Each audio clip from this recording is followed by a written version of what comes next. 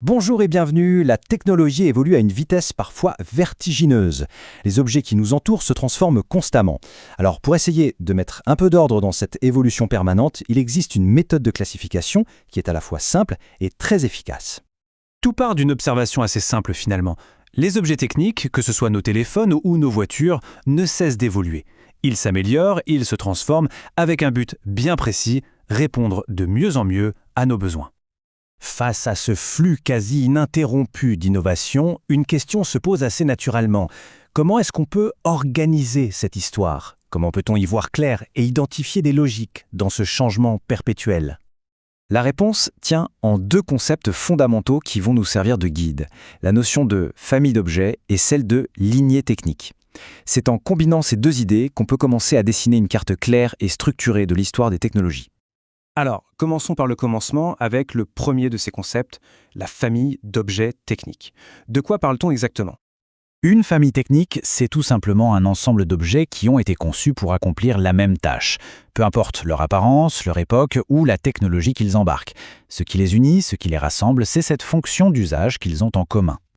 Un exemple très concret, c'est celui de l'automobile. Regardez, qu'il s'agisse d'un modèle du tout début du XXe siècle ou d'un véhicule ultramoderne, leur fonction d'usage principale est restée la même, transporter des personnes et des marchandises. Ils appartiennent donc tous, sans exception, à la même grande famille technique. Maintenant que la notion de famille est claire, on peut passer au niveau de détail supérieur, celui de la lignée technique. Voyons un peu comment ces deux concepts s'articulent. Au sein d'une même famille d'objets, on va pouvoir identifier plusieurs lignées. Une lignée, c'est un sous-groupe.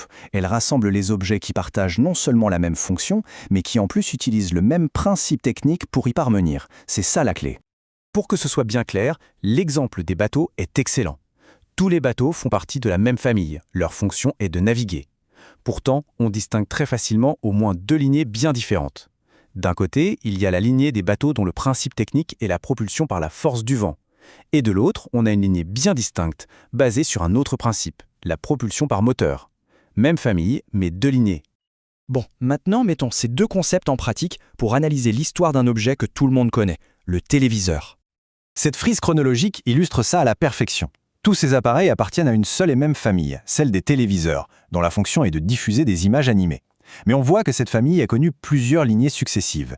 On a d'abord eu la lignée du tube cathodique, qui a dominé le marché pendant des décennies, puis une véritable rupture technologique a fait naître la lignée des écrans plats, avec ses propres principes comme le LCD ou l'OLED, et qui sait, demain on assistera peut-être à l'émergence d'une nouvelle lignée, celle des hologrammes. Finalement, ce qui est vraiment important, c'est de comprendre comment ces deux concepts s'emboîtent. C'est ça qui nous donne une grille de lecture claire pour comprendre le progrès technologique. Ce tableau résume très bien la différence fondamentale. Pour le dire simplement, une famille se définit par le quoi, ce que l'objet fait, alors qu'une lignée se définit par le comment, la manière dont il le fait. En résumé, ce qu'il faut retenir est assez simple. Des objets font partie d'une même famille s'ils servent au même but, s'ils ont la même fonction d'usage. Au sein de cette famille, on observe l'apparition de différentes lignées au fil du temps, et chaque lignée correspond à un principe technique spécifique, une nouvelle solution pour remplir cette même fonction. Et tout cela nous amène à une dernière question, une question pour l'avenir. Si on observe attentivement les objets qui nous entourent aujourd'hui, lequel est sur le point de changer radicalement ? Quelle sera la prochaine innovation, la prochaine rupture de principe technique, qui donnera naissance à une lignée entièrement nouvelle et qui redéfinira un de nos usages les plus courants? C'est une question passionnante.